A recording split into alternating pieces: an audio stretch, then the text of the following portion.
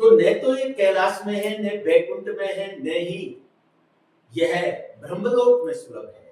सज्जनों, यह हमको एक बहुत बड़ा उपहार जो पृथ्वी के वासियों को भगवान नारायण ने प्रदान किया है, जो कि समस्त पापों का क्षरण करके और यह हमको दिव्यता प्रदान करता है।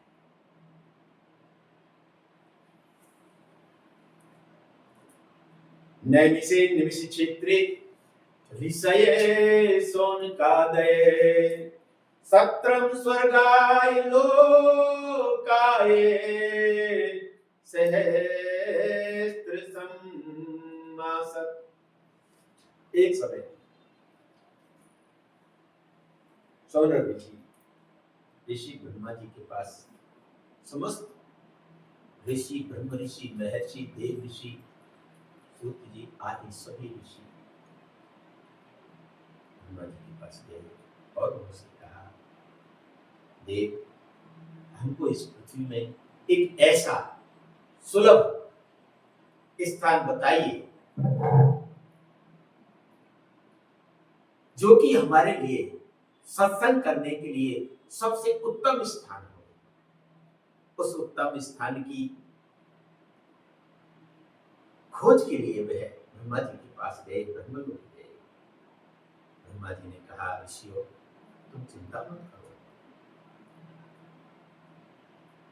मैं यहां से एक चक्र छोड़ता हूं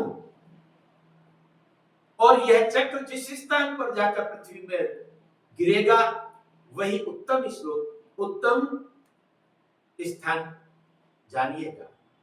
और कहा, प्रभु, एक और हमारे मन में शंका है कि हम इतना लंबा सत्संग करना चाहते हैं, एक योग वक्ता की भी हमें आवश्यकता है।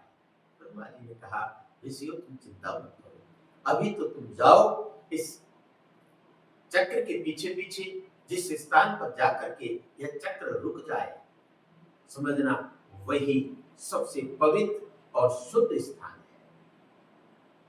तो सज्जनों, वह नैमिषारण्य तीर्थ में जाकर के रुका। निमिष कहते हैं चक्र को, अरण्य कहते हैं वन को, तो नैमिषारण्य इसीलिए उनका नाम पड़ा क्योंकि ब्रह्मा जी का चक्र उस स्थान पर जाकर के पड़ा। और यह स्थान इसलिए भी पवित्र है क्योंकि मनु और शत्रुपा महारानी ने, जो इस सृष्टि के प्रथम पुरुष और स्त्री हैं, उनकी यह तपोस्थली है। इस प्रकार से सज्जनों, अब एक प्रश्न खड़ा होता है कि 1000 वर्ष में पूर्ण होने वाले सत्संग को करने के लिए पहले तो 1000 वर्ष की आयु होनी चाहिए और 1000 वर्ष तक लगातार सत्संग करता रहेगा तो उनके पास कितना ज्ञान भंडार होनी चाहिए, भगवान की कथा, अनंत काल की कथाओं का उनके पास अनुभव होना चाहिए, ज्ञान होना चाहिए, तभी वह कथा कर सकते हैं। आज सभी ऋषियों ने यह जाना कि सूत जी के समान कोई परम बुद्धिमान ऋषि नहीं है, इसलिए उन्होंने सूत जी को उस व्यास पीठ पर बैठाया और उनका पूजन किया। और पूजन करने के पश्चात उनसे सौनक जी ने 6 प्रश्न पूछे।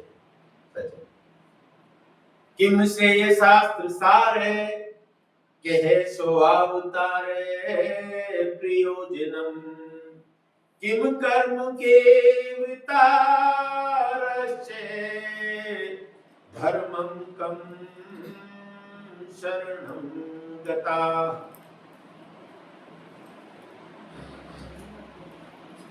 किम से शास्त्र सारे, बहुत से शास्त्र हैं और अनेक शास्त्र होने के कारण उसमें अनेक प्रकार के कर्मों का भी वर्णन किया गया है। दूसरा प्रश्न पूछा है कि किम श्रेय और मनुष्य के कल्याण का कारण क्या है। दूसरा प्रश्न पूछा है, किम श्रेय।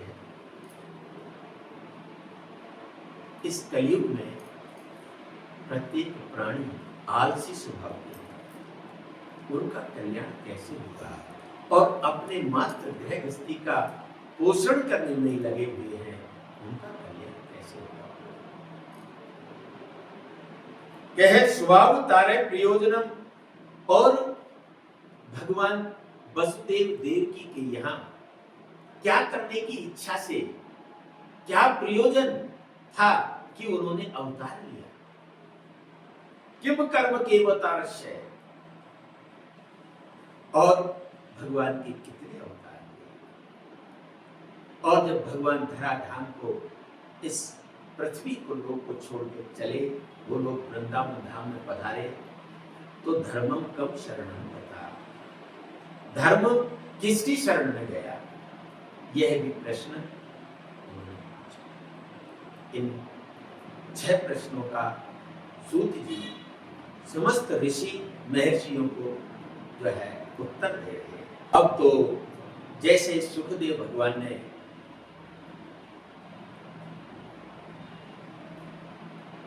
प्रवेश किया, और सूत जी कहते हैं कि यह स्वानुभाव अखिल श्रुति सार में के, अध्यात्म दीप मति तीर्षतां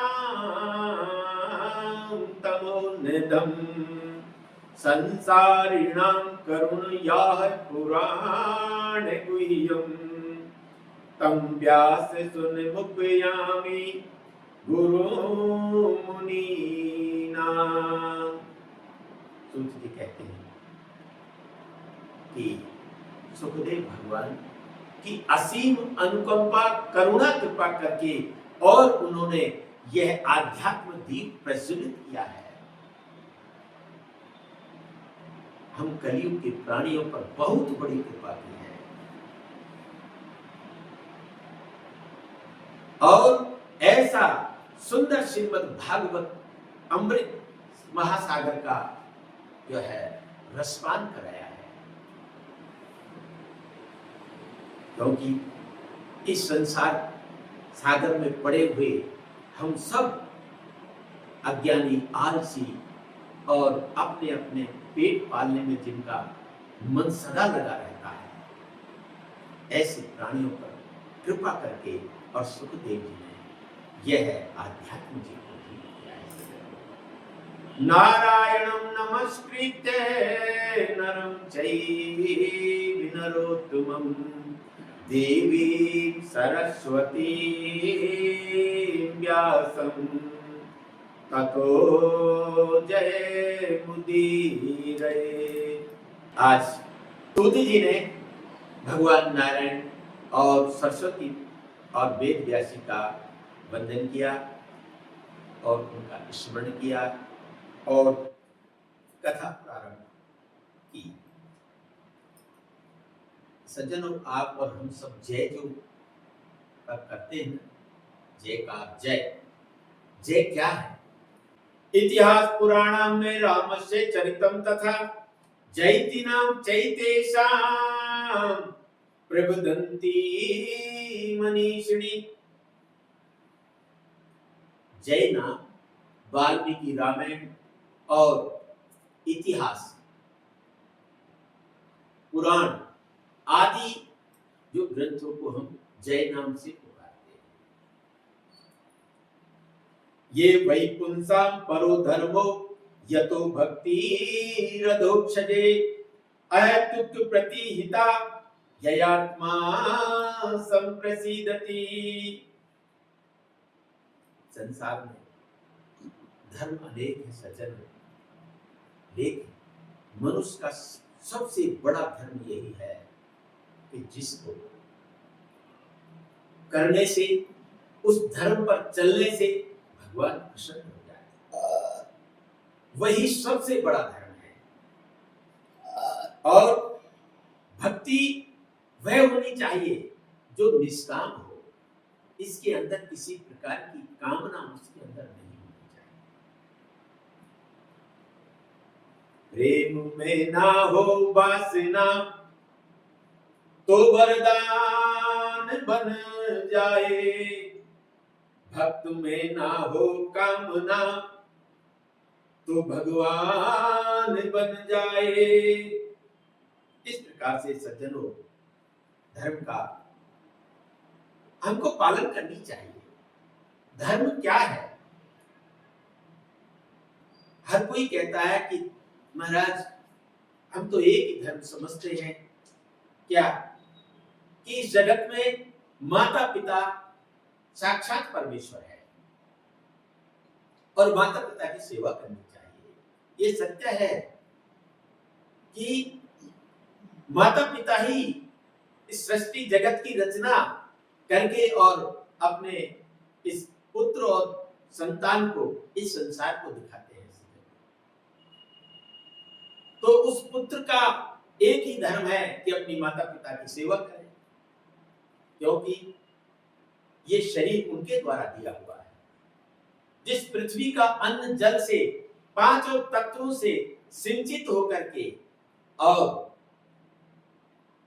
उसका भार है इस शरीर पर, उस पृथ्वी का भी ऋण है। उस पृथ्वी के प्रति भी उनका धर्म बनता है। पितरों का भी अधिकार है इस शरीर पर, इसलिए पितरों के प्रति भी धर्म बनता है। ईश्वर का भी अधिकार है इस शरीर पर, इसलिए ईश्वर का भी अधिकार बनता है। और पिता का भी जो इस शरीर पर अधिकार है, तो इसलिए पिता का भी अधिकार बनता है। अनेक संबंधों में बंधा हुआ एक प्राणी, तो समस्त जितने भी बंधन है वो सब धर्म है। माता के प्रति, भाई के प्रति प्रेम, पूर्वजों के प्रति, देश के प्रति और अनेक संबंध में, जितने भी संबंधों में बंध रहा है उनके प्रति वो धर्म। सज्जनों, ये धर्म का पालना हम करनी चाहिए, ये सत्य है। लेकिन धर्म स्वनिष्ठित पुंसाम विश्वक से कथा सुय है, नोत्पादीये यदि रति श्रम एव ही केवलम। तो धर्म की पालना करने से सज्जन स्वर्ग की प्राप्ति हो सकती है। लेकिन भगवान और भगवान की कथाओं में प्रेम होना, यह उसका धर्म नहीं है। ये बात अलग है। धर्म का अर्थ का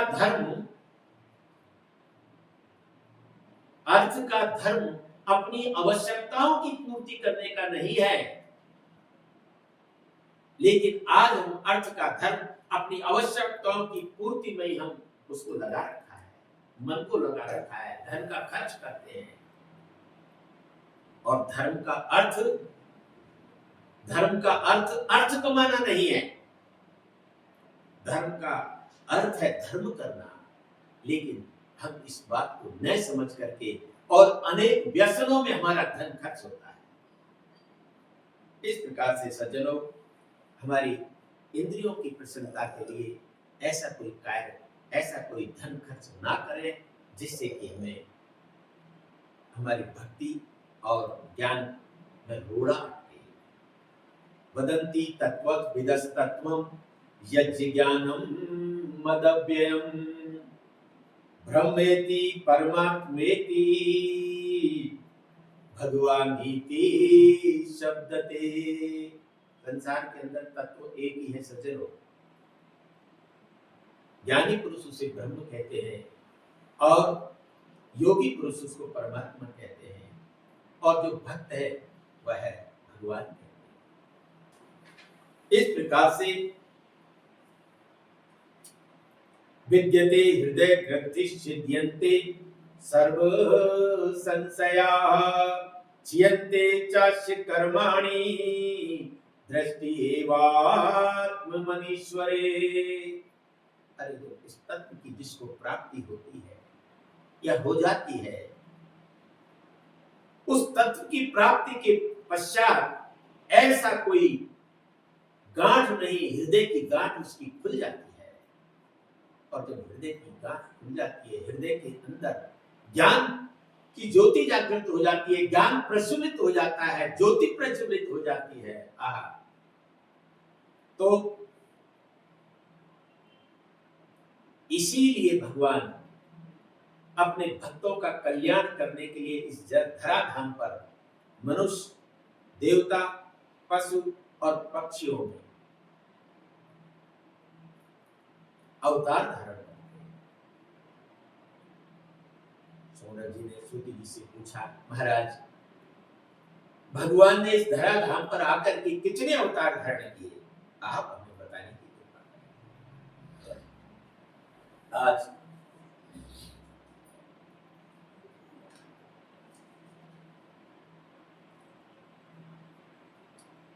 भगवान श्री हरि के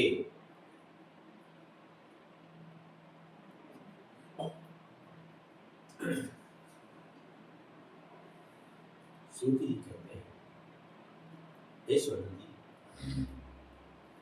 भगवान श्री हरि ने इस धराधाम पर 24 अवतार लिए। सज्जनों, 24 अवतारों का यदि नित्य कोई स्मरण करे, नित्य उनका श्रवण करे, तो जगत में ऐसी उसकी कोई समस्या नहीं जिसका समाधान न हुआ हो, उसका ऐसा कोई कष्ट नहीं जिसका निदान न हुआ हो। तो 24 अवतारों को आप यदि अपना भला चाहते हैं, अपना कल्याण चाहते हैं, तो नित्य प्रति जैसे आप प्रातः जागरण आपका होता है, तो भगवान के 24 अवतारों का बस सुमरन कर लीजिए। अरे आपको याद नहीं हो सकता है तो एक अपने जो है कागज के पन्ने पर लिख लीजिए और उसको नित्य के आप याद करिए, उनका स्मरण करिए। तो 24 अवतार है सज्जनों। पहले अवतार भगवान का हुआ सनक सनंदन सनातन सनत कुमार का। दूसरा अवतार हुआ भगवान का वराह अवतार। तीसरा अवतार हुआ नारद जी का और चौथा अवतार हुआ नारायण का। पांचवा अवतार हुआ कपिल भगवान का। छठा अवतार हुआ दत्तात्रेय भगवान का। सातवां अवतार हुआ यज्ञ नारायण भगवान का और आठवां अवतार हुआ है ऋषभ देव भगवान का और नौवां अवतार हुआ भगवान के जो है पृथ्वी भगवान का। 10वें अवतार में जो है भगवान ने मत्स्य के रूप में अवतार लिया। 11वें में कश्यप के रूप में और 12वें में धन्वंतरी और 13वें अवतार में भगवान ने मोहिनी का अवतार धारण किया और 14वें में नरसिंह अवतार धारण किया और 15वें में बावन का अवतार धारण किया।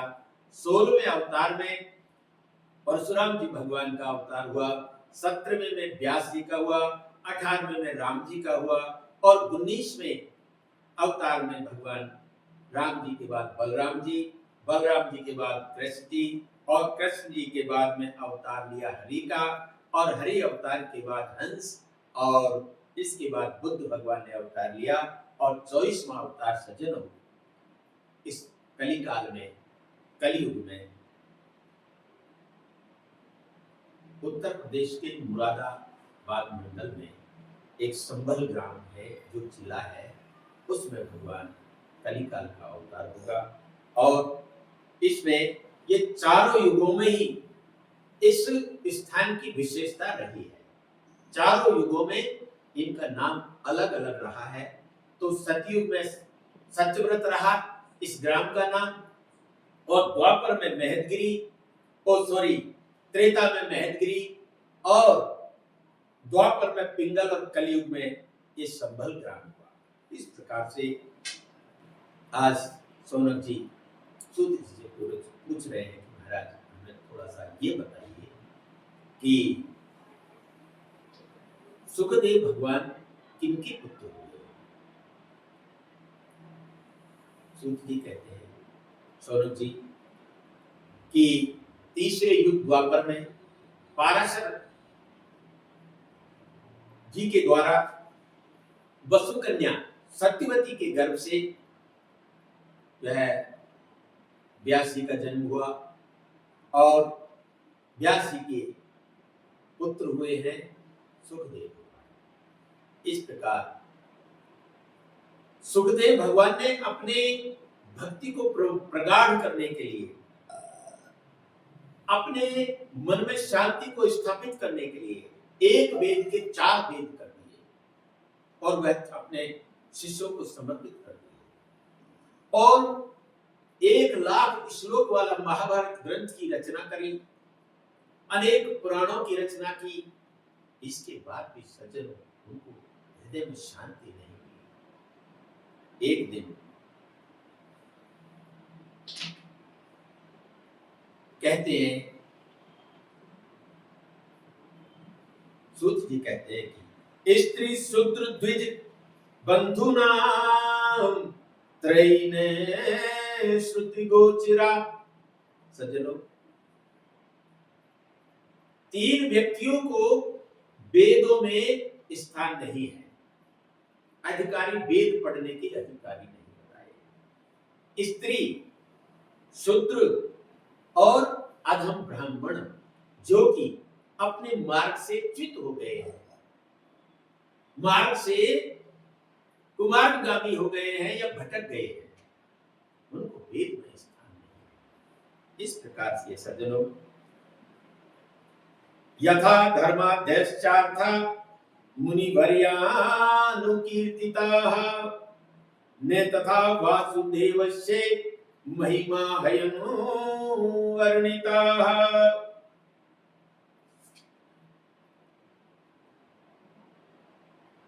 तो आज उनकी प्रसन्नता का कारण पूछते हैं कि ऐसी क्या कारण है कि आप अप्रसन्न हैं। तो इस प्रकार से नारद जी कहते हैं कि देखो व्यासी, मैं भी, मेरा पूर्व जन्म में यदि आप देखोगे, सुनोगे, तो आपको बड़ा आश्चर्य होगा। दोनों का मुनि ऐसी क्या बात है कि देखो, मैं भी पूर्व जन्म में दासी पुत्र था। अहम पुरातीत भवम भवे मुने दास्यास्तु कश्चासन वेदिवादिनां निरूपितो बालके वियोगिनां शुश्रूषणे प्राविशि निर्वीक्षताम्।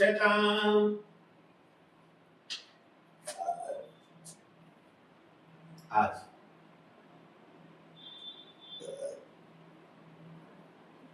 सुखदेव ये कहते हैं कि सूत जी के माध्यम से सोनक जी पूछ रहे हैं। तो ऋषि, देव ऋषि नारद जी कहते हैं कि हे व्यासी, मैं पूर्व जन्म में दासी पुत्र था और बहुत निर्धन और बहुत बड़ा अभागा था। पूछा कि अभागे कैसे हुए? कि महाराज, बचपन में मेरे पिताजी छोड़ के चले गए और मेरी माँ ने ही मेरा लालन पालन किया। जैसे तैसे करके, मेहनत मजदूरी करके मेरा पेट भरता था। एक दिन गांव में संत की टोली ने प्रवेश किया और उन्होंने कहा कि हम 4 महीने चतुर्मास करने के लिए इस गांव में विश्राम करेंगे। सभी गांव वालों ने कहा कि महाराज, आपकी यदि ऐसी इच्छा है, ये तो हमारा भी बड़ा सौभाग्य है। तो संतों का सभी ने स्वागत किया और वह रहने, करने, खाने पीने की सब व्यवस्था की। तो उन्होंने कहा कि एक कोई हमें सेवा करने के लिए भी दीजिए, जिससे कि कोई काम की आवश्यकता आ जाए तो हम इस कह सकते हैं। आज अब उनके पास कोई काम था नहीं, न कोई धाम था और गरीब बालक था।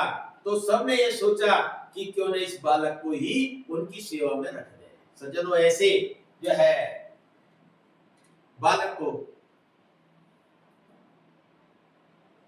उसमें रख दिया, उनकी सेवा में रख दिया और नित्य प्रति उनकी सेवा करे, खाना बनाए, झाड़ू साफ करना, पत्तल धोना उठाना, उनकी सब तरह से सेवा उनके व्रत रहे। और जो संतों की आज्ञा पा करके उन्होंने अपना झूठन खाना आरंभ कर दिया। झूठन खाते खाते उनकी जो पाप थे वो सब निर्मूल हो गए, क्षरण हो गया, समन हो गया। एक दिन चतुर्मास संपूर्ण होने के पश्चात संत महात्मा वहां से जाने लगे। अब तो उनका जब इतना संतों की कृपा हुई और उन्होंने एक जो है मंत्र दिया, ओम नमो भगवते वासुदेवाय, पंडित जाप करते, उनका भी मन हो गया कि महाराज मुझे भी आप अपने साथ ले चलो, अब मेरा भी मन यहाँ पर नहीं करता है। उन्होंने कहा, संतों ने कहा कि देखिए बालक, अभी आपकी माँ जीवित है और माँ और पिताजी जब तक यदि संसार में है तो उनकी सेवा करो, यही सबसे बड़ा धर्म है।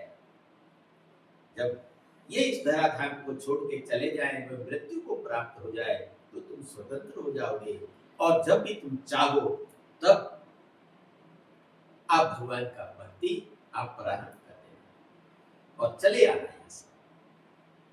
उन्होंने जैसे कहा और अपना भगवान का दिया हुआ चतुर्भुज जो मंत्र था वह जाप करने लगे।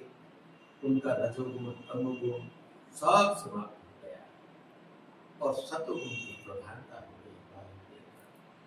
गई। एक समय विधाता की ऐसा मर्जी हुई, ऐसी मर्जी हुई कि माँ गाय का दूध दूहने जा रही थी और वह जैसे ही दूध दूह रही थी तो सर्प पर पैर पड़ गया और सर्प ने डस लिया। सर्प के डसने के कारण माँ की मृत्यु भी हो गई। सत्य अब तो बड़ा दुख कि मेरा एक ही सहारा था, अब तो मेरा परम पिता परमात्मा सहारा, अब मेरे पास और कोई साधन नहीं। जैसे तैसे अपने माँ का क्रियाकर्म किया और संपूर्ण क्रियाकर्मों से निवृत्त होकर के और उत्तर की दिशा में चल दिए। उत्तर की दिशा में चलते चलते हारे करके शाम को एक जो है वन पर्वतों को पार करते हुए एक सरोवर के किनारे एक पीपल के पेड़ के नीचे बैठ गए और सरोवर में जो जलपान किया और उस पीपल के पेड़ के नीचे बैठ करके वह अपने मंत्र का जाप करने लगे। भगवान की ऐसी कृपा हुई सज्जनों, जिसके भाग्य को परिवर्तन करने वाला भगवान भी उसके भाग्य को परिवर्तन नहीं कर सकते, लेकिन सज्जनों संत कर सकते हैं। संत के आशीर्वाद को, संत की वाणी को ईश्वर जरूर रखते हैं। आज उनके हृदय में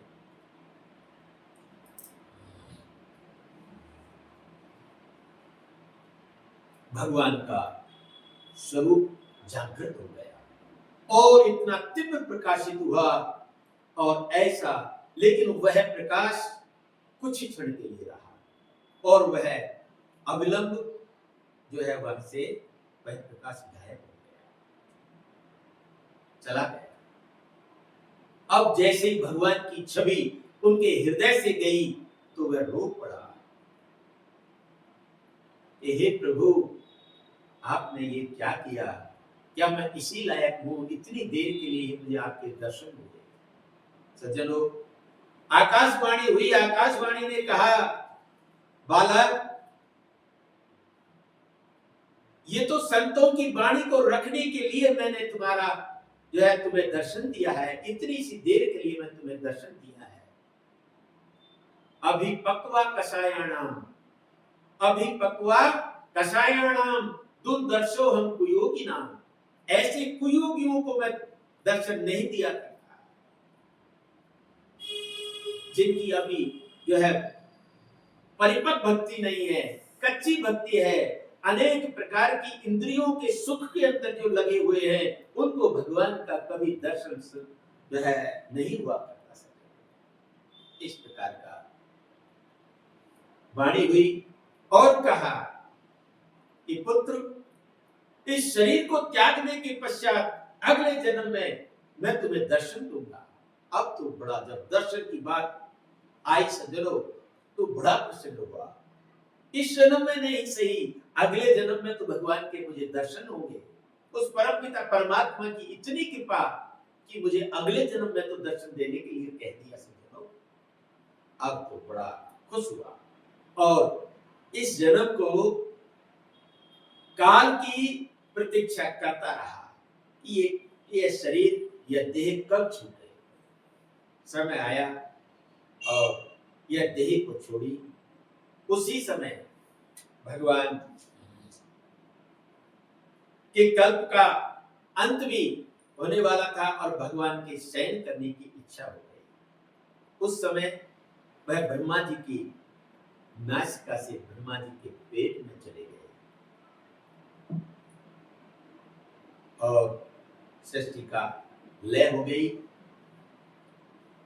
और जब सृष्टि का पुनः निर्माण हुआ तो ब्रह्मा जी की नासिका से जो है नारद जी का प्राकट्य हुआ और नारद जी को भगवान नारायण ने स्वयं वीणा प्रदान की और कहा कि तुम मेरा नाम स्मरण करते रहो।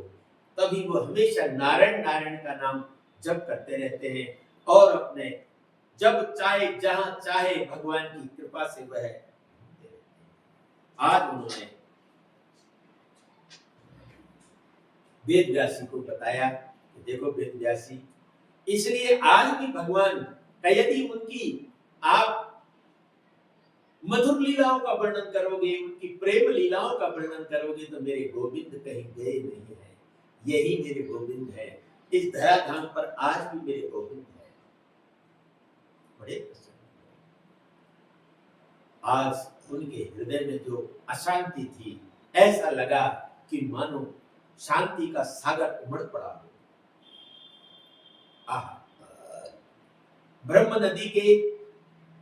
ब्रह्म नदी सरस्वती के सामप्रास नामक तट पर आज उन्होंने श्रीमद् भागवत कथा का रचना प्रारंभ और उन्होंने भागवत पुराण का जो है आरंभ किया। एक समय सज्जनों, व्यासी महाराज के पुत्र सुखदेव भगवान, जो कि सदा योग के ध्यान में सदा मग्न रहते, सदा ध्यान मस्त रहते और इससे निराकार की जो सेवा में हमेशा तत्पर रहते और वह सोचते थे कि इससे बढ़कर कोई भी ज्ञान नहीं है, कोई भी आनंद नहीं है। वह सर्वोपरि उसको समझते थे। तो एक दिन वेद व्यासी के शिष्य उसी वन में पहुंच गए जहां पर सुखदेव भगवान योग समाधि में डूबे हुए थे, ध्यान योग में डूबे हुए थे। और उन्होंने जैसे ही मंत्रों का उच्चारण किया, वरहापीडम नटवर बपो कर्णियो कर्णिकारम बिभ्रदवासाः कनक कपीशम वैजयन्ती च मालां रंध्रान वेणोरधर सुदया पूरयन् गोपवृन्दै सपद रमणम प्राविशद गीत कीर्ति। कितना सुंदर श्लोक, उनका रस, अमृत रस कान के माध्यम से हृदय में पहुंचा, कर्ण के माध्यम से हृदय में पहुंचा तो उनकी समाधि टूट गई। यह बहुत सुंदर भगवान का आत्मसात कराने वाला श्लोक है। भगवान के जो है हमारी आत्मा के अंदर भगवान अविलंब दौड़ करके हमारे हृदय के अंदर स्थित हो जाते हैं। एक समय भगवान बाल लीला, बाल सखाओं के साथ में वन में प्रवेश करते हैं और गांव की वयोवृद्धों के सामने गोपिकाएं भगवान श्री कृष्ण से पूछने में भी शर्म आती है। तो भगवान श्री कृष्ण क्या करते हैं कि जो ये कनेर का फूल है अपने कान में लगा हुआ है और कनेर के फूल से इशारा करते हैं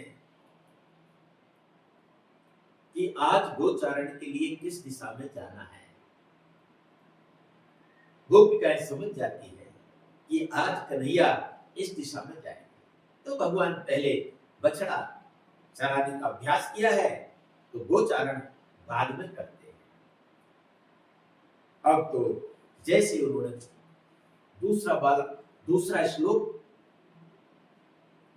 सुनाया, अहो बकिन्यम स्तनकालकूटम जिंघास्यापायद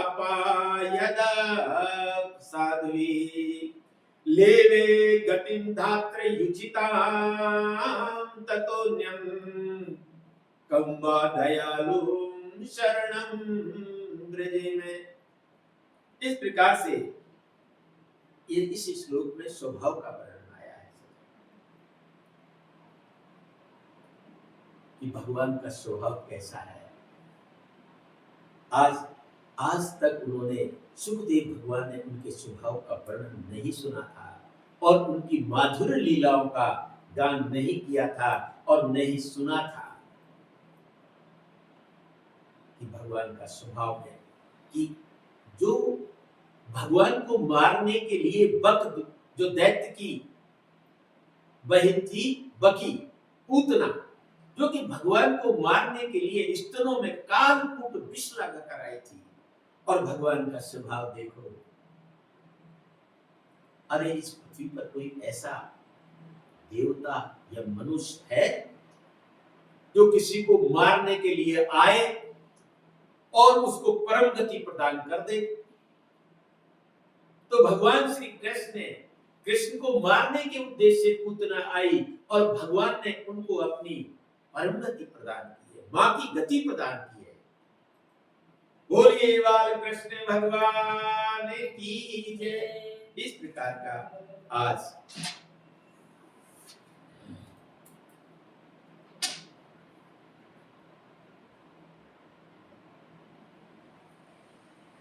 सोनक जी सूत जी से पूछते हैं कि गुरुदेव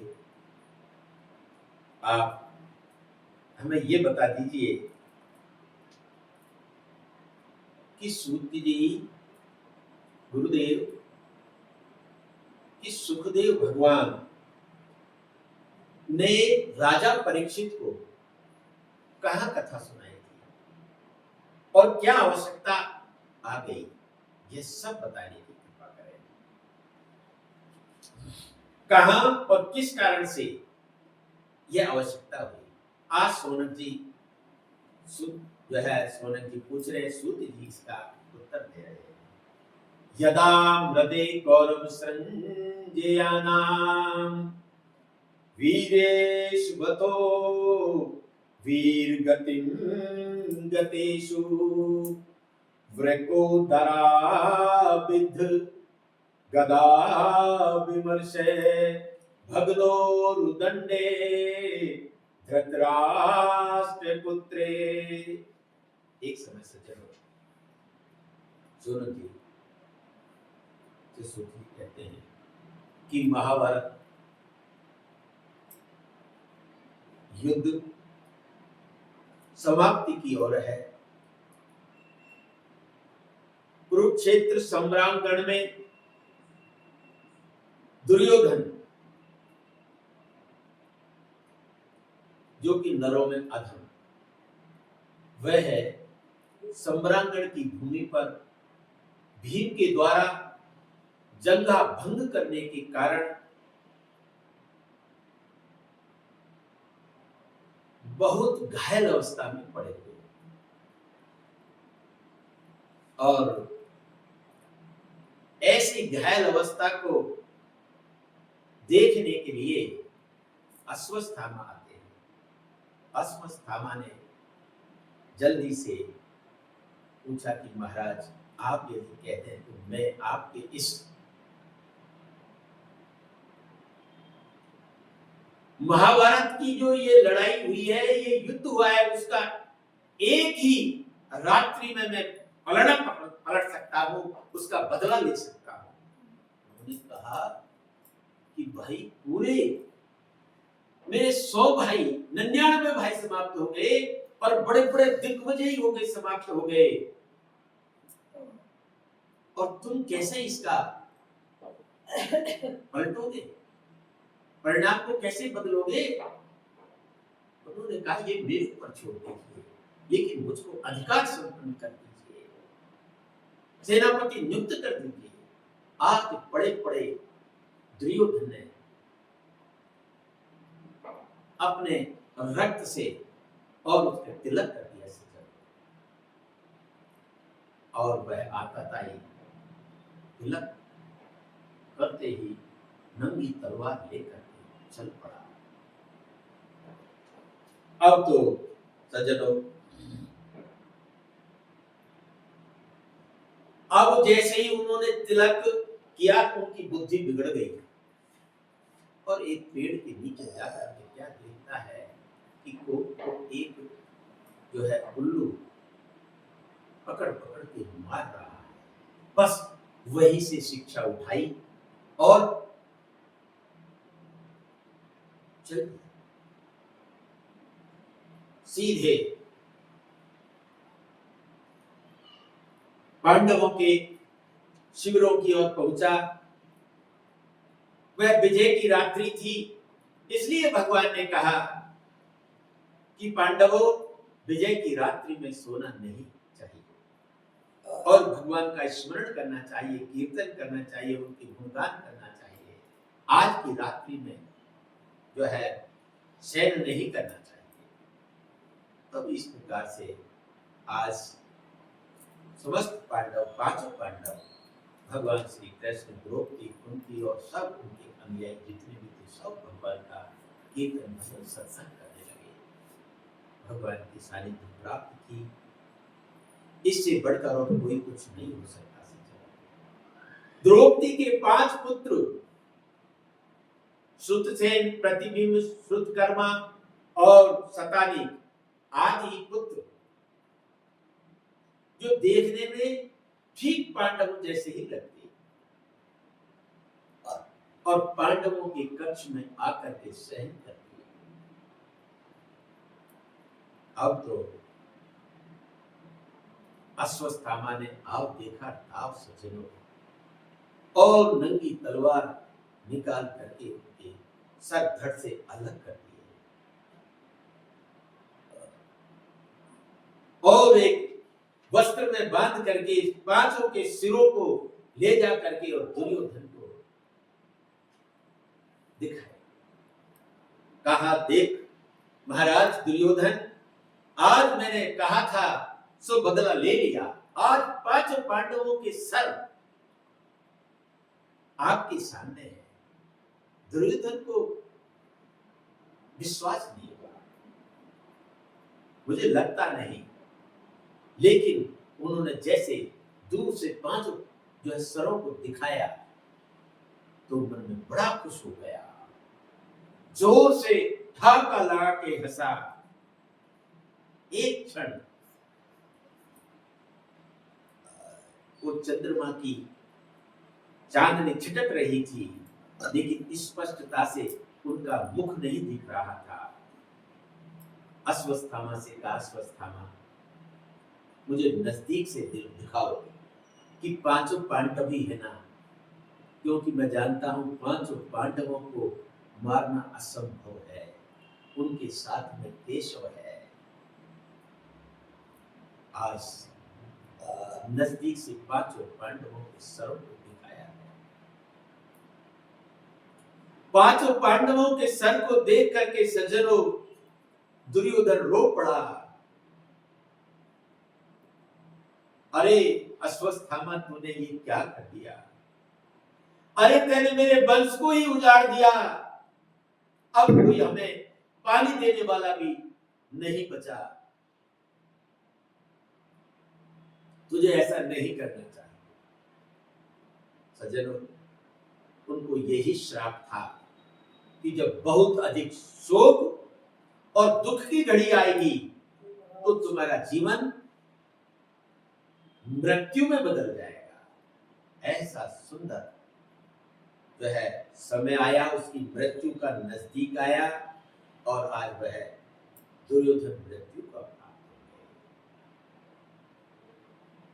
जब अश्वत्थामा ने जब देखा कि ये पांच पांडवों के सर नहीं है, अब तो घबरा गया कि मुझे आज पांच पांडव छोड़ने वाले नहीं है, क्योंकि अर्जुन के तीक्ष्ण बाणों की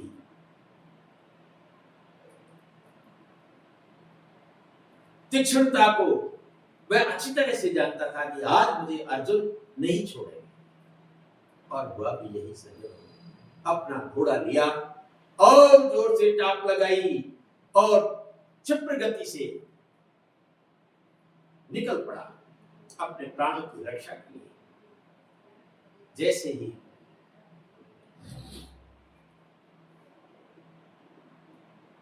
द्रौपदी को मालूम चला कि तुम्हारे पांचों पुत्रों को अश्वत्थामा ने मार दिए, माता शिशूनां निधनं सुतानां निशम्य घोरं परितप्यमाना तदा रुदद्बाष्प कलाकुलाक्षी ताम संतुयन्नाह किरीटिमाली। अब तो मां द्रौपदी रुदन करने लगी, बहुत रुदन किया। रुदन को सुन करके सब पांचों पांडव दौड़ पड़े, केशव भी आए। अब तो क्रोध की अग्नि सब पांच पांडव जल उठे। अर्जुन ने अपनी प्रतिज्ञा कर ली, हे द्रौपदी, आज मैं प्रतिज्ञा करता हूं कि जिस आताताई ने तेरे पुत्रों का वध किया है, मैं उनका सर तेरे कदमों में ला के पट दूंगा। हे केशव, मेरे रथ को तैयार करो, चलो मेरे केशव, मेरे गोविंद। और भगवान श्री कृष्ण ने अपना रथ पर आरूढ़ हुए और अर्जुन चल पड़े, उसका पीछा किया। जैसे कहां तक घोड़ा दौड़ता सज्जनों, और उसका घोड़ा थक चूर होकर के गिर पड़ा। अब तो अपने प्राणों की रक्षा के लिए सोचा कि हम क्या करें, मरना क्या नहीं करता सज्जनों। उसने ब्रह्मास्त्र का संधान कर लिया और ब्रह्मास्त्र छोड़ दिया। ब्रह्मास्त्र छोड़ते ही अर्जुन घबरा गए। ऐसी बाढ़ मेरी, जलती हुई बाढ़ मेरी को देख करके और कहने लगे, केशव मेरी रक्षा करो, त्राहिमाम त्राहिमाम, ये क्या हो रहा है केशव, मैं समझता नहीं, इसका प्रतिकार मैं कैसे लूं, इसका बचाव का उपाय क्या है मैं नहीं जानता। भगवान श्री कृष्ण ने कहा, अर्जुन घबराओ मत, ये ब्रह्मास्त्र है और ब्रह्मास्त्र का कोई तोड़ नहीं है, तुम भी ब्रह्मास्त्र का संधान करो और छोड़ दो। ऐसी अवस्था में आज अर्जुन ने ब्रह्मास्त्र का संधान किया। दोनों ब्रह्मास्त्र ऐसे ब्रह्मांड में ज्वलनशील ज्वाला पैदा की सज्जनों कि समस्त देवताओं, ऋषि मुनि, माया, जो मनुष्य जितने भी थे, सब पशु पक्षियों सहित घबरा उठे। जलचर थलचर सब उन्होंने सोच लिया कि अब तो प्रलय आ गई है, कोई बच नहीं सकता, समस्त ब्रह्मांड और त्रिलोकी नष्ट होने वाली है। ऐसा ब्रह्मास्त्र का स्वरूप देखा। भगवान श्री कृष्ण ने आज्ञा दी, हे अर्जुन, उसका संभालो दोनों को और अपने अंडर कस्टडी में ले लो। अब तो जैसे उन्होंने, अर्जुन ने दोनों अस्त्रों को अपने पास सुरक्षित संभाल के रखिए और उसको जैसे गले में जानवर को बांधते हैं ना, ऐसे गले में फांस बांध करके घसीटते हुए और बेरहमी से उसको लेकर के द्रौपदी के चरणों में डाल दिया।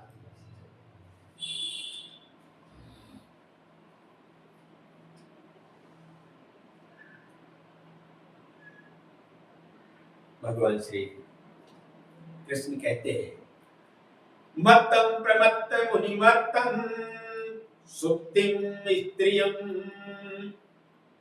बालजडम प्रसन्नम विरथम भीतम नारिपुहंतिम धर्मविते। अरे धर्म पर चलने वाले जो व्यक्ति होते हैं, कभी भी इन व्यक्तियों पर कभी अपराध नहीं करते, प्रहार नहीं करते। सोते हुए बालक, स्त्री, मूर्ख है, पागल है और जो रथहीन है और डरे हुए हैं, इस प्रकार के जो है व्यक्तियों को कभी जो है संधान नहीं करते, उनको परेशान नहीं करते, उनको मारते नहीं। और तुमने तो वो अपराध किया है, सोते हुए बालकों को मारा है। हे अर्जुन, जो तुमने प्रतिज्ञा की थी, आज अपनी प्रतिज्ञा को पूरा करो।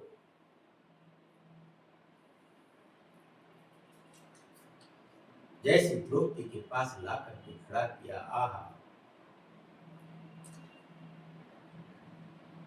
द्रौपदी बोल पड़ी, हे केशव, मुच्यता मेष ब्राह्मणों नितराम गुरु। छोड़ दो, ये तो हमारे गुरु द्रोणाचार्य के पुत्र हैं। अरे जैसे मेरे बालकों को आज मैं रो रही हूं, ऐसे मेरी गुरु माता भी, इसका तुम वध कर दोगे तो मेरी गुरु माता भी धन्य है द्रौपदी, जिनके 5 पुत्रों का सज्जन वध कर दिया हो। और ऐसी दयालु स्त्री तो इस संसार में मिलना मुश्किल है। भगवान कृष्ण एक एक करके सबसे सलाह लेते हैं। अच्छा, तुम्हारी युधिष्ठिर भैया, महाराज युधिष्ठिर, आप बताइए कि आपकी सहमति क्या है? द्रौपदी कहती है इसको छोड़ दो, इस आताताई को छोड़ दो। युधिष्ठिर महाराज कहते हैं कि मैं तो द्रौपदी जैसे कहती है महाराज, मैं तो केशव, इसकी सहमति में मेरी सहमति है। अर्जुन ने से पूछा, नकुल सहदेव से पूछा तो उन्होंने भी यही कहा। हाँ बड़े भैया, जैसे द्रौपदी कह रही है उसी के अनुसार इसको छोड़ दो। लेकिन भीम का गुस्सा बड़ा तेज आ रहा था और गदा को कसकर पकड़ रहा था। दांतों की बिच्छी बंधी हुई थी, आंखों के अंदर जो ललाई उतर गई थी, खून रक्त प्रभाव संचार तेज हो गया था। देखते देखते गदा उठा करके और मारने के लिए दौड़ पड़ा। कि भीम भैया क्या कर रहे हो? कि नहीं केशव, चाहे तुम सब माफ कर दो, लेकिन मैं इस अत्याचारी को, इस दुराचारी को, इस आताताई को मैं माफ नहीं करूंगा।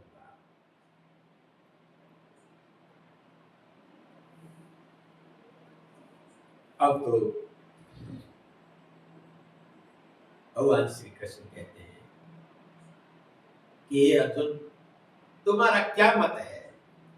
अर्जुन से पूछते हैं तो अर्जुन समझ गए, क्योंकि उन्होंने भगवान के मुखारबिंद से गीता का ज्ञान सुन रखा था। तो भगवान क्या कहना चाहते हैं, आज सबकी भगवान परीक्षा ले रहे हैं।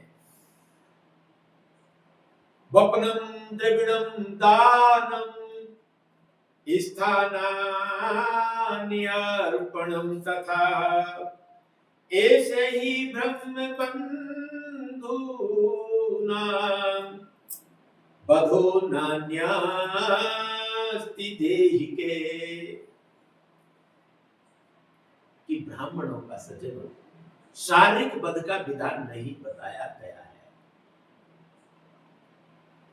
तो फिर कैसे?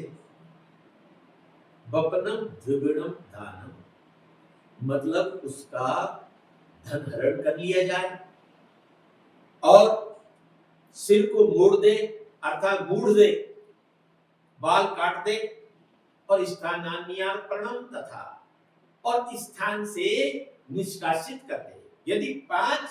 यदि गांव में से उसको इस प्रकार का अपमानित कर दिया जाए तो वह मृत्यु के समान माना जाता है।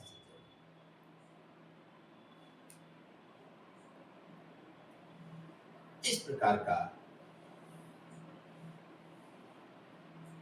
आज उनकी भगवान की जैसी इच्छा थी, द्रौपदी की जैसी इच्छा थी, सबने उनकी सहमति को मिलाते हुए कहा,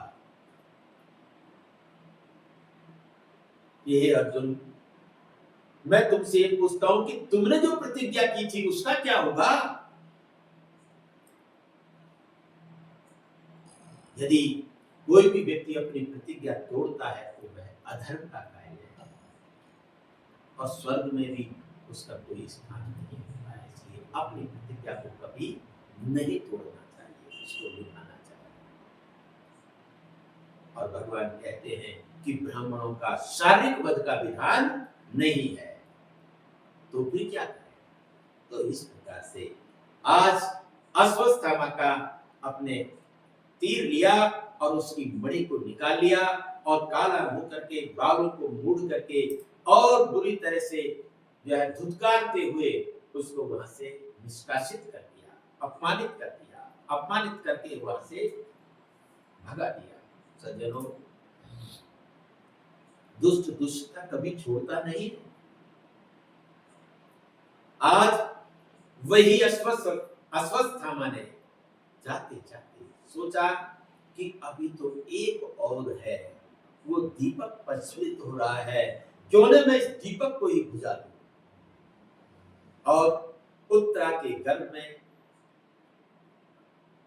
जो पांडवों का एक वंश अभी जीवित है और उत्तरा के गर्भ में उसने ब्रह्मास्त्र का प्रयोग कर दिया, संधान कर दिया। सज्जनों, और जैसे ही ब्रह्मास्त्र की ज्वाला बाणमेरी ने अंदर गर्भ को जो सताना शुरू किया, जलन पीड़ा शुरू की और जोर से पुकार उठी उत्तरा, कहने लगी, पाई पाई महायोगिन देव देव जगतपते नान्यम तद्भयम पश्ये यत्र मृत्यु परस्परम। इस प्रकार से हे जगदीश्वर, मेरी रक्षा करो, रक्षा करो, त्राहिमाम प्राणनाथ त्राहिमाम।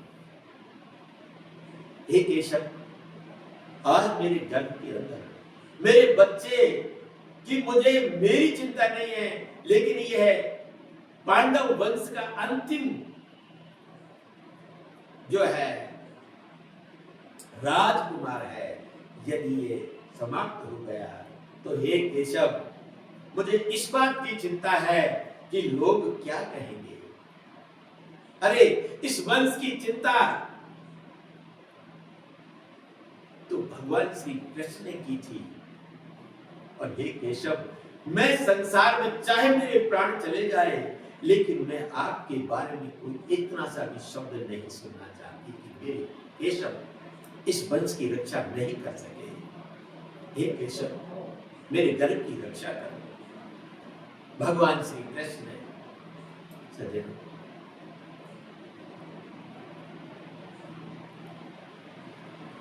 अपना अंगुष्ठ के बराबर सूक्ष्म शरीर बनाया और गर्भ में प्रवेश कर गए। गर्भ में प्रवेश किया और ब्रह्मास्त्र की अग्नि को शांत किया और अविलंब वहां से बाहर आ गए। एक समय की बात है सज्जनों,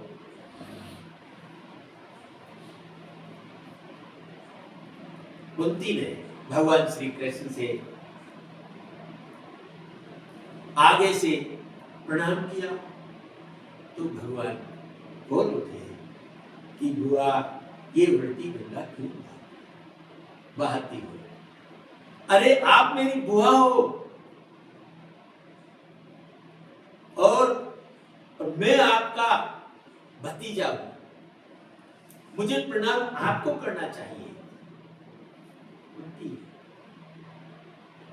महारानी कहने लगी कि हे केशव, आपने इसी संबंध के कारण तो मुझको ठगा है। आज तक आप जगत के पिता हैं। अरे आप जगत पिता परम ब्रह्म परमात्मा साक्षात परम प्रकृति से पुरुष जो है, आप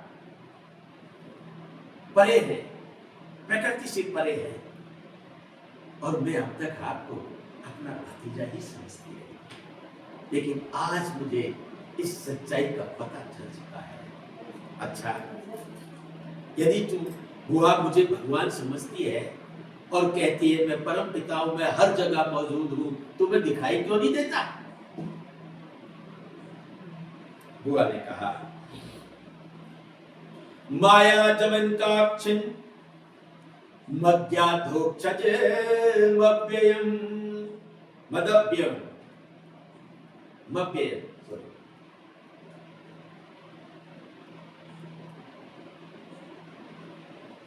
हे केशव, तुम्हारी जो माया है ये बहुत बलवती है, इसी के कारण तुम दिखाई नहीं देते हो।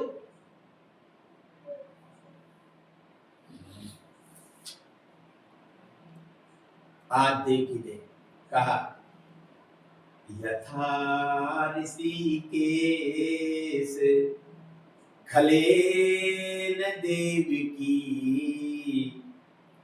कंसेन रुद्धा तिचिरं सुचार पिता विमोचिताहं चैसाहात्मजो विभु त्वयैव नाथेन मुहुर्विपद्गणात्। एक ईश्वर, मैं जानती हूं कि आपने आपकी जो माता देवकी है ना, उससे भी ज्यादा मुझसे प्रेम करते हो। मैं इस अच्छी बात को अच्छी तरह से जानती हूं। केशव ने कहा, हुआ कैसे? कि देखो कि तुमने न देवकी की रक्षा की, ये सत्य है, क्योंकि मैं इस योग्य नहीं था, मैं बालक था, और बालक अवस्था में मैंने जो है मां का कुछ भी नहीं किया, और न ही तुमने देवकी के पुत्रों की रक्षा की। बोलिए, हाँ ये भी सत्य है, मैं छोटा होने के कारण वहां जा नहीं सका, लेकिन मैं इसलिए कहती हूं कि तुमने मेरे साथ साथ मेरे पुत्रों की भी रक्षा की है। जब कौरवों के द्वारा मेरा भीम छोटा था तो उन्होंने जहर दे करके और नदी में फेंक दिया था, बहा दिया था, वहां कौन बचा के लाया? और जब मुझ सहित मेरे 5 पुत्र वो लक्षागृह में मारकर जलाने की कोशिश की, उस समय किसने रक्षा की? अरे और तो और उस हिडम्ब राक्षस से इस वन में हम भटकते रहे, किसने रक्षा की? हे केशव, आपने रक्षा की। भगवान को निरुत्तर कर दिया। आज माता कुंती, ध्रुव, माता कुंती कहती है, वर मांगती है कि विपदः संतु ने शत्रु तत्र तत्र जगत गुरु भवतो दर्शनम यत् सयाद भव पुनर्भव दर्शनम।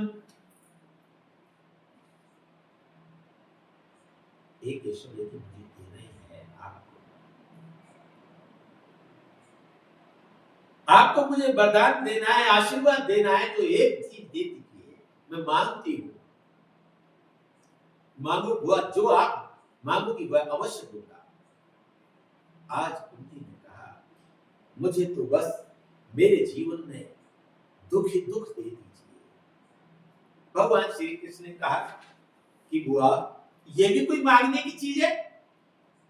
अरे दुख तो आपने जीवन में दुख ही दुख तो भोगे हैं, और अब फिर भी दुख मांग रही हो। हे बुआ, ये क्या बात है? कैसी उल्टी गंगा बात है?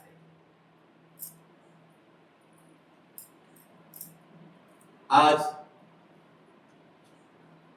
कुंती कहने लगी, केशव, अरे विपदो नैव संपदाः, विपदो नैव विपदाः, संपदो नैव संपदाः, विपद विस्मरणं विष्णु, संपन्नं नारायणं स्मृतिः। विपदा क्या है? अरे हम भगवान को भूलना ही विपदा है। सुख में आने के पश्चात और हम भगवान को भूल जाते हैं। जब दुख आन पड़ता है तो हम भटकते हैं और भगवान को प्राप्त करने की, भगवान को याद करने की कोशिश करते हैं। तो वह संपन्नता में यदि हम याद करें तो विपदा आएगी ही क्यों केशव? इसलिए विपदा कोई बहुत बड़ी चीज नहीं है। भगवान को भूलना ही विपदा है, और भगवान की स्मृति करना ही संपन्नता है। कह हनुमंत विपत प्रभु सोई, जब तक सुमिरन भजन होई, जब तक सुमिरन भजन होई। सबसे बड़ी शांति को प्राप्त करने वाला भजन हुआ है, नाम जप है सजन। अरे ये राम नाम संसार के सामने पड़ा हुआ है, लेकिन हर कोई ठोकर दे के जा रहा है। किसी को विश्वास नहीं है कि राम नाम, सीता राम नाम, राधा राम नाम, कृष्ण नाम, राम नाम ये अमृत का प्याला है। इसको जो जितना पिएगा वो इतना मतवाला हो जाएगा। ऐसा नाम जप करते करते भगवान की प्रीति इतनी प्राप्त हो जाती है कि संसार फीका लगने लग जाए। संसार के बंधनों में जो हमारी इंद्रियां रमी हुई है वो वापस आ जाए। तब ये मानना चाहिए कि हम भगवान के भजन कर रहे हैं। सज्जनों, अरे ये मन के रंजन कहां तक करोगे? मन को कहां तक मनोरंजन करोगे? अब तो ये आत्मरंजन का विषय है। श्रीमद् भागवत, श्री राम नाम, श्री राधा नाम, श्री कृष्ण नाम, ये आत्मरंजन करने वाला है। इस प्रकार से आज माता कुंती कहती है कि सुख के माथे सिल पड़े,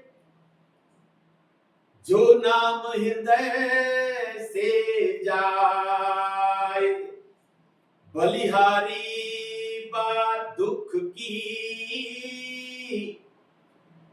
जो पल पल नाम जपाए, बलिहारी बात दुख की,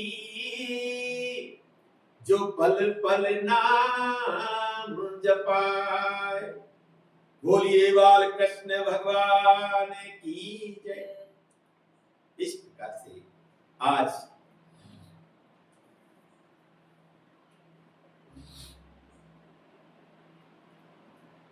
अब तो भगवान कृष्ण ने उनको आशीर्वाद दिया और उन्होंने क्या हुआ, अब मैं द्वारका जाना चाहता हूँ।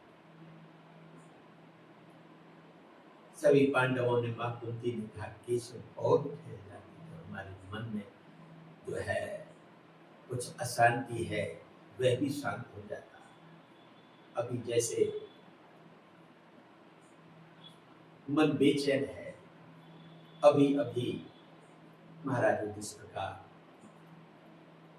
राज्याभिषेक हुआ है, लेकिन शांत नहीं है सज्जन, क्योंकि शांत ऐश्वर्यता से, धन से, लक्ष्मी से नहीं मिलती, कभी नहीं मिलती। अरे ये तो एक साधन है, वस्तु कभी जो हृदय में शांति स्थापित कभी नहीं कर सकती, ईश्वर कभी नहीं कर सकता। ये तो हमारे इंद्रियों को मात्र सुख पहुंचाने का एक साधन है। अरे वास्तविक यदि हृदय में शांति स्थापित करनी है तो भगवान का भजन करना ही होगा। तो सबने केशव से प्रार्थना की, भगवान श्री कृष्ण से प्रार्थना की कि थोड़े दिन और। भगवान ने देखा और सबके मन के भाव को देखा। सज्जनों, जब मन के भाव किसी अतिथि के प्रति ऐसा भाव करे तो अतिथि का भी यह दायित्व होता है कि उनके भाव को ठोकर न दे करके और कुछ दिन या कुछ समय के लिए और विश्राम करना चाहिए। आज भगवान केशव वही रुक गए। भगवान केशव क्या देखते हैं कि एक दिन महाराज युधिष्ठिर, जो कि संपूर्ण पृथ्वी के एक छत्रपति सम्राट है, और रो रहे हैं। भगवान ने जाकर के महाराज युधिष्ठिर के कंधे पे हाथ रखा और कहा, बड़े भैया क्या बात है, महाराज आप संपूर्ण पृथ्वी के एक छत्रपति सम्राट हैं,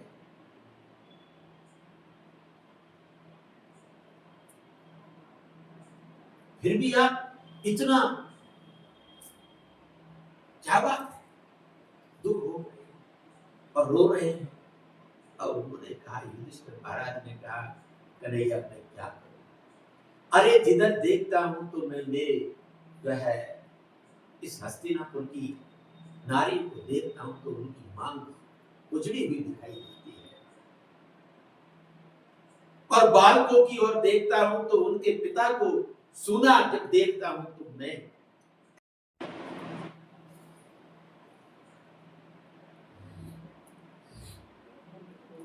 आज भगवान श्री कृष्ण ने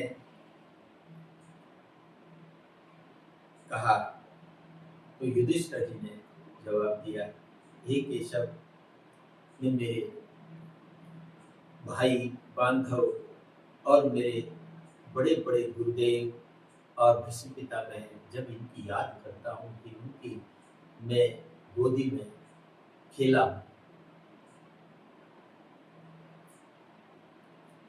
और उन्हीं का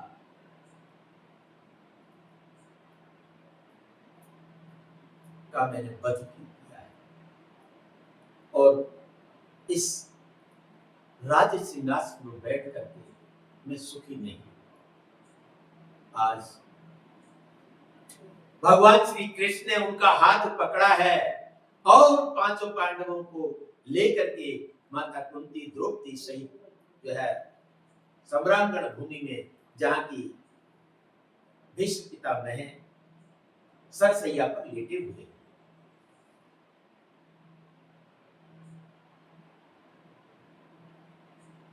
सभी पांचों पांडवों ने भीष्म पिता को प्रणाम किया और नमन किया। भीष्म पिता ने कहा, पांडवों, क्या केशव नहीं आए?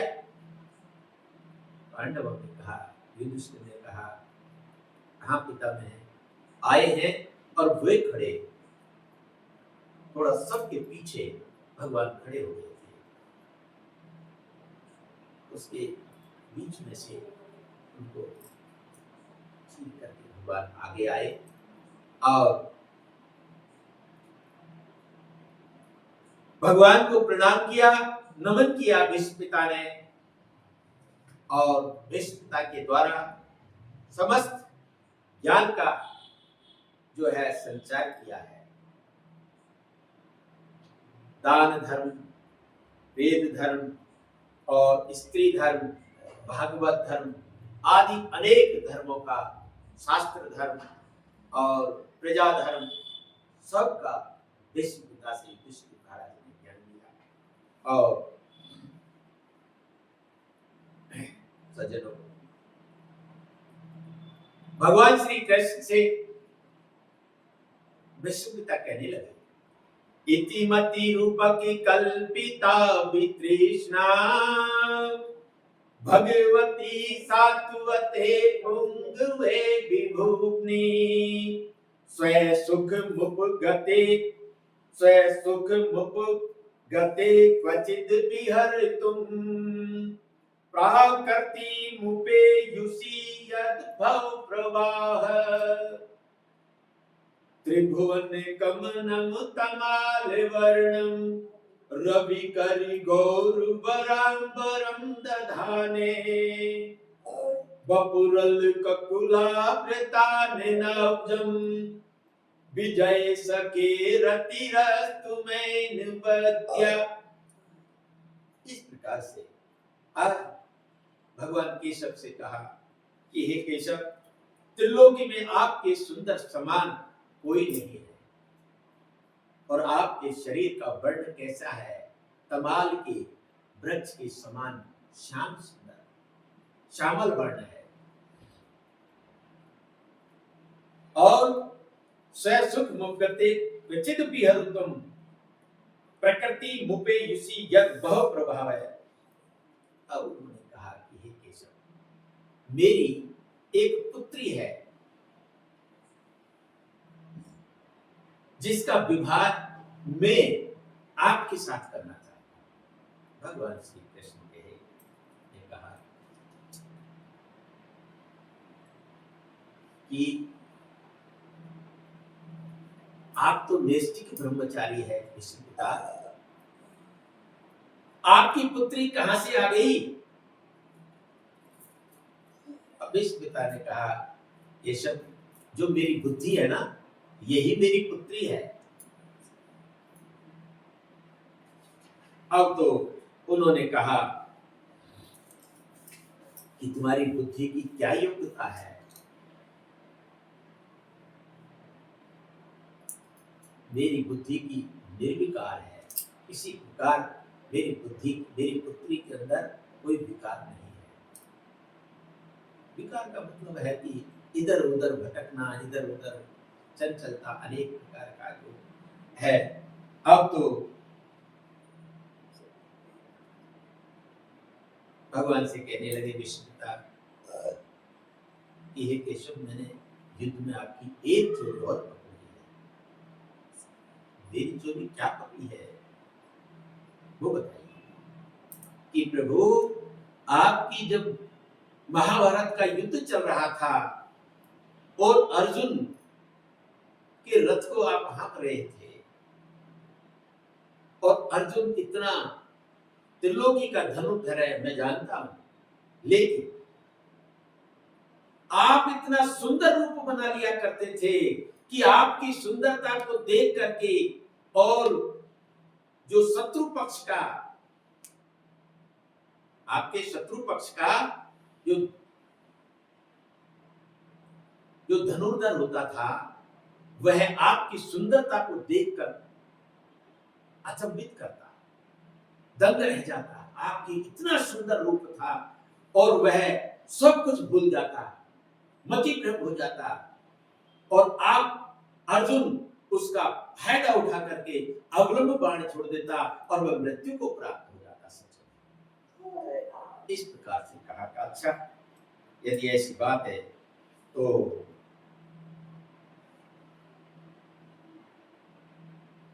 अब तो क्या हुआ सज्जनों की, एक समय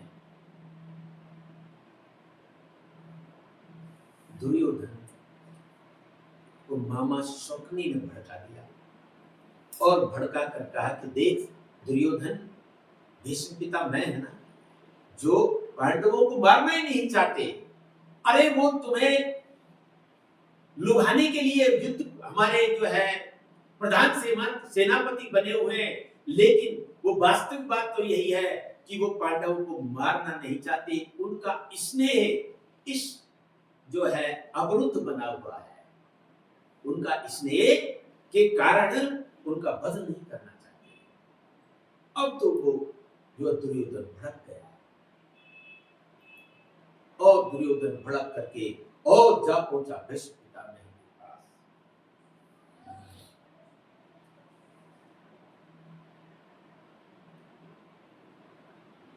अब तो उन्होंने कहा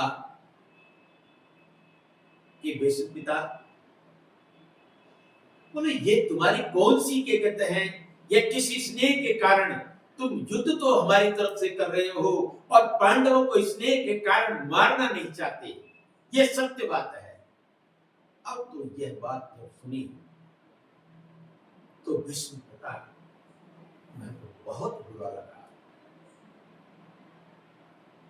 कहता रहा कहता रहा कहता रहा, और कहा कि देख बात ऐसी है, यदि पहली तो मैं तेरी सुरक्षा का कवच तुझे पहनाना चाहता हूं दुर्योधन, सुन ले, यदि तू चाहता है तो कल सुबह प्रातः काल की बेला में तेरी पत्नी को मेरे शिविर में आशीर्वाद लेने के लिए भेज देना।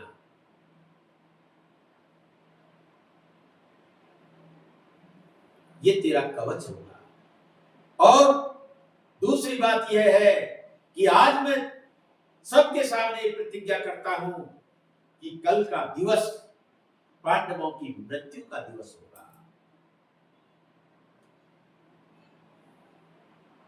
जो पे वीर पारथ को रत्ना मिलाऊं धूरी, तो पे कुरुवंशिन को अंश ही न जानिए, जो पे मेरे बाण पांडवन के नाम भेदे प्राण, तो पे कही कायर प्रमाण ही बखानिए। आज उन्होंने प्रतिज्ञा कर ली सज्जन, अब उस प्रतिज्ञा का सबको पता चल गया, कल निश्चित रूप से जो पांडव बच नहीं पाएंगे। तो सबसे पहले आज प्रातः बेला तो किसने देखी है सचिन, तो रात को ही पांडवों के शिव में भगवान श्री कृष्ण आ गए और युधिष्ठिर महाराज के पास गए। युधिष्ठिर भैया, आपको पता है महाराज कि कल आपको मारने की प्रतिज्ञा की है।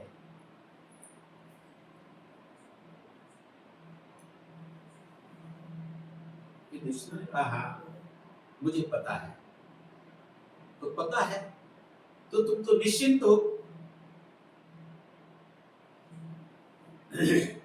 तो कहने लगे हमारे हैं मदन मोहन, हमें किसी बात की चिंता, ना खाने की ना पीने की, ना मरने की ना जीने की, मेरे कान्हा को रहती है हर बात की चिंता। तो इस प्रकार अब उनकी उस मस्ती को देखा, दीवानगी को देखा, तो उसने देखा कि ये तो मेरे ऊपर ही टोटल बैठे हुए हैं। अब तो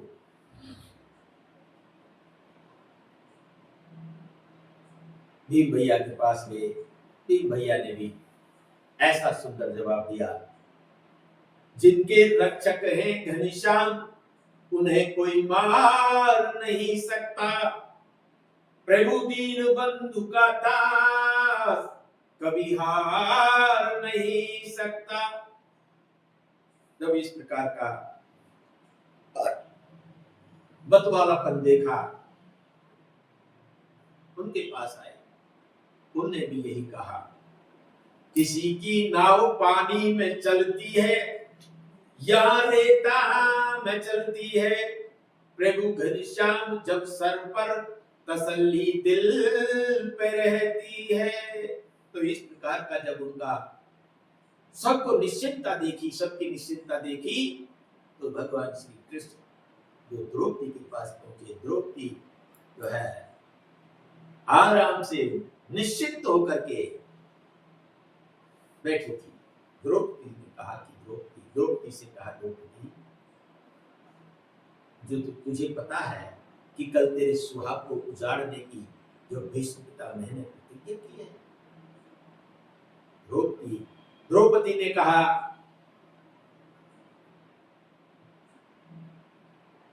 हे केशव, जब मेरे भाई हैं, आप हैं, जब तक मुझे मेरे सुहाग को कोई उजाड़ने की बात तो बहुत दूर है, अरे कोई नजदीक उन पर परछाई भी किसी दुष्ट की नहीं पड़ सकती है। अब तो बड़े भगवान ने सोचा कि ये सब निश्चिंत है, अब मेरे को ही कुछ करना पड़ेगा।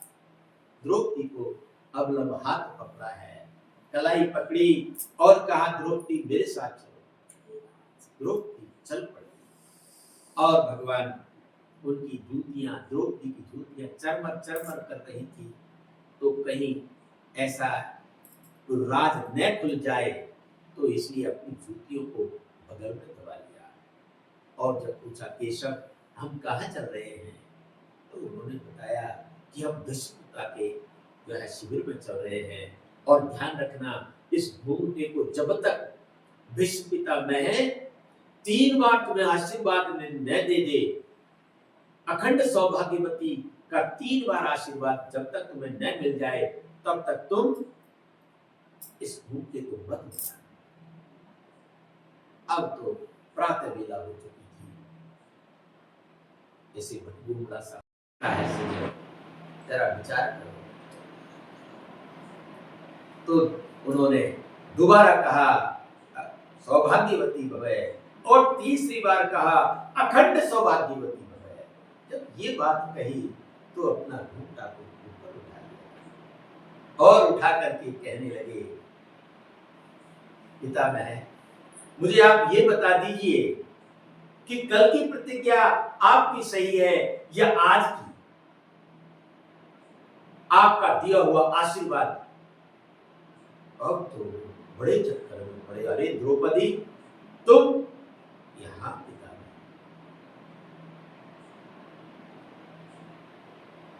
उन्होंने कहा कि द्रौपदी मुझे ये बताइए कि तुम किसके साथ आई हो। तो उन्होंने कहा, पितामह मेरी एक सहेली है, उस सहेली के साथ आई हूँ। सहेली कहाँ खड़ी है? बोले महाराज दरवाजे के पास ही खड़ी हुई है। अच्छा। और भगवान श्री कृष्ण अपने जूतियों को जो है बगल में दबाए हुए खड़े हुए हैं और घूमता काढ़े हुए हैं, रहस्य का किसी को पता नहीं चल जाए। सज्जनों, भगवान के सामने आकर के अब भीष्म पिता ने कहा, केशव आज आपने मेरी प्रतिज्ञा को खंडित किया है। मैं आपको सावधान करता हूं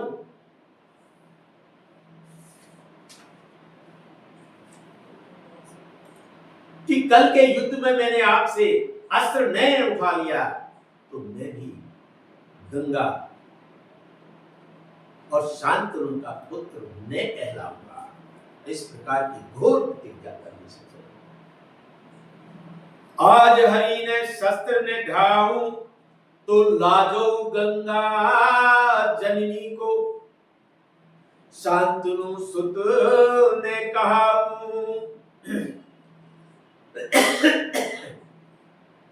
इस प्रकार से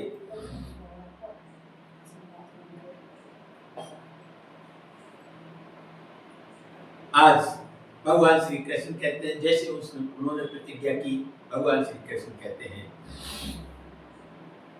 बाखत कहो ऐसी धारणा, ना राखो चित्त प्राण के विरुद्ध, पक्षपात ना विचारी हो,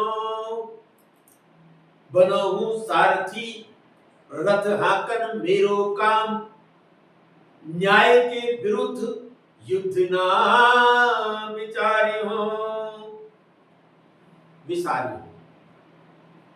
जो मैं एक बाप को सबल सपूत है हूं, का मैं काहू भांति अस्त्र करना धारी हूं। एक पिता में है, यदि मैं भी प्रतिज्ञा करता हूं कि यदि एक बाप का मैं पुत्र हूं, तो कल के युद्ध में मैं अपना अस्त्र धारण नहीं करूंगा। लेकिन ध्यान रखना, नियमों का मैं पक्का हूं, नियमों की यदि उल्लंघना नहीं होनी चाहिए। अब तो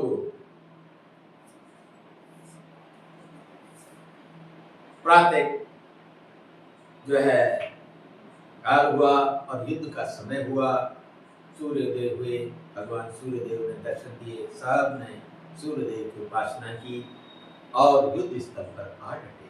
सचिव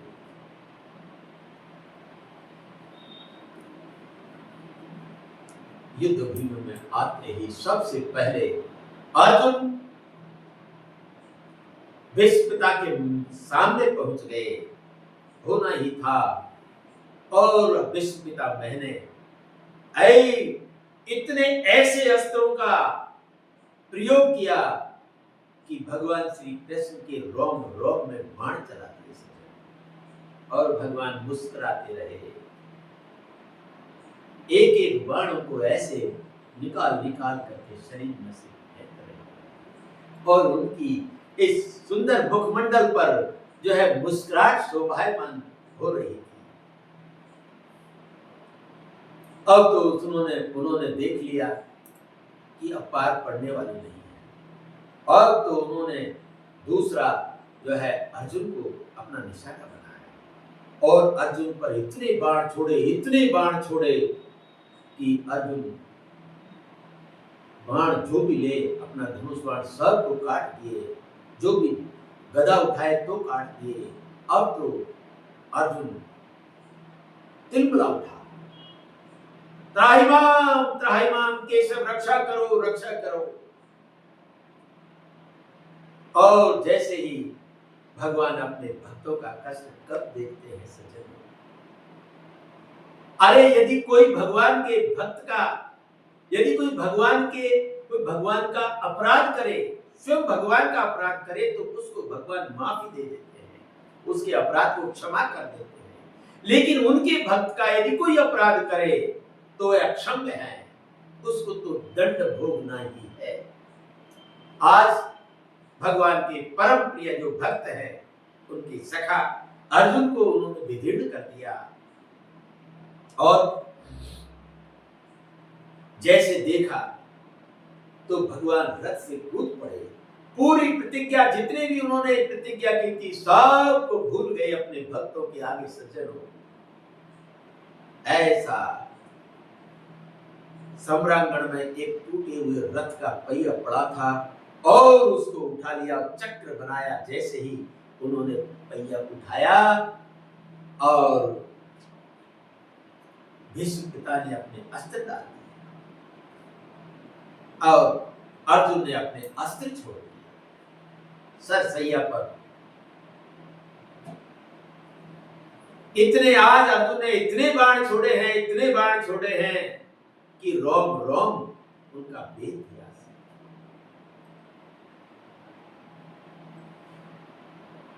भगवान श्री कृष्ण से उन्होंने पूछा कि हे कन्हैया, मुझे एक बात बता दो कि ये मेरे कौन से पापों का फल है जो मैं चाहते हुए भी मैं मेरे शरीर को, मेरे प्राणों को छोड़ नहीं पा रहा हूं, मेरे शरीर से प्राणों को छोड़ नहीं पा रहा हूं। केशव ने कहा, पितामह, ये हमारे किए हुए कर्मों का ही फल होगा कोई? उन्होंने कहा कि केशव, मुझे जितना याद है, 7 जन्मों तक का तो मुझे याद है कि मैंने ऐसा कोई कार्य किया ही नहीं जिससे कि मुझको ये सच्चाई मिली। हे केशव, थोड़ा देख के मुझे ये बता दो, सम्रांगण भूमि की बात है सज्जनों कि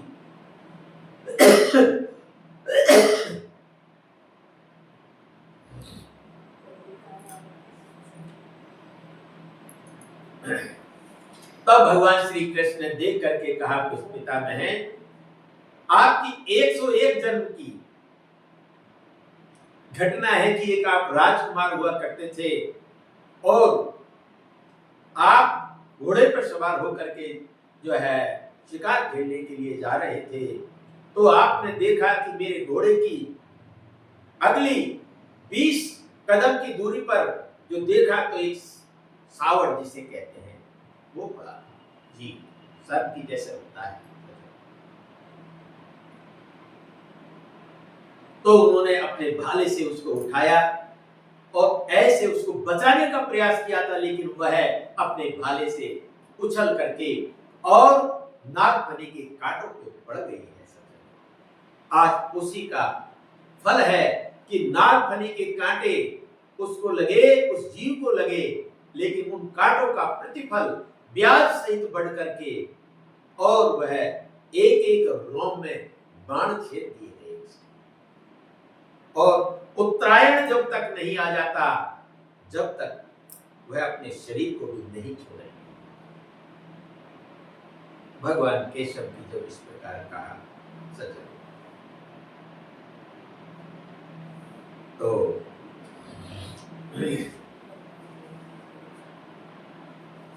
तो अब अभी हम आते हैं इसी पर कि सम्रांगण में भगवान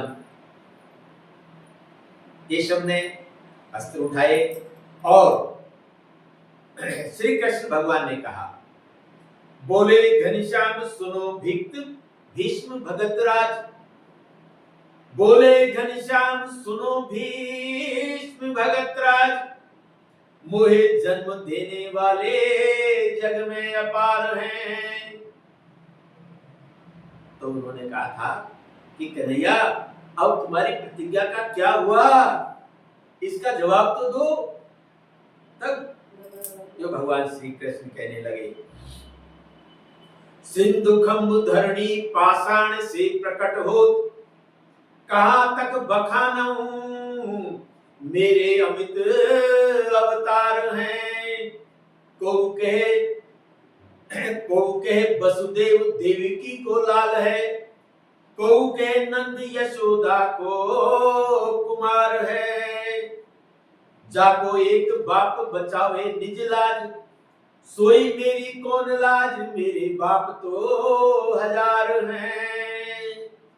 बोलिए बाल कृष्ण भगवान की जय। तो इस प्रकार सज्जनों, भीष्म पिता से भगवान श्री कृष्ण ने कह दिया कि हे भीष्म पितामह, मेरे अनेक संतान, मेरे अनेक पिता हैं, इसलिए मैं कभी सिंधु खंभ धरणी पाषाण से प्रकट हो, कहां तक बखानो मेरे अमित अवतार हैं। तो मेरे एक बाप तो कोई हुआ नहीं पितामह, मेरे तो अनेक बाप हैं। कोई कहता है कि वसुदेव के लाल हैं, कोई नंद यशोदा को कुमार बताते हैं। तो इस प्रकार से सज्जनों, भगवान श्री कृष्ण का यह अद्भुत माधुर्य लीलाएं जो कथामृत का रस का पान किया। कल हम परीक्षित के जन्म की कथा और ब्राह्मणों के द्वारा शाप देने का जो प्रसंग होगा, इसलिए आप अपने समय से पहले आकर अपने स्थान पर बैठें और भगवान की रसमयी कथाओं का आनंद लें। यही सबसे बड़ी भगवान की जो है अनुकंपा रूपी प्रसाद है। उस प्रसाद को सभी डिजिटल माध्यम से आप घर बैठे सुन रहे हैं। सब आप बड़े भाग्यशाली हैं, पुण्यशाली हैं। परम जो है आप सभी को राधे राधे और प्रणाम।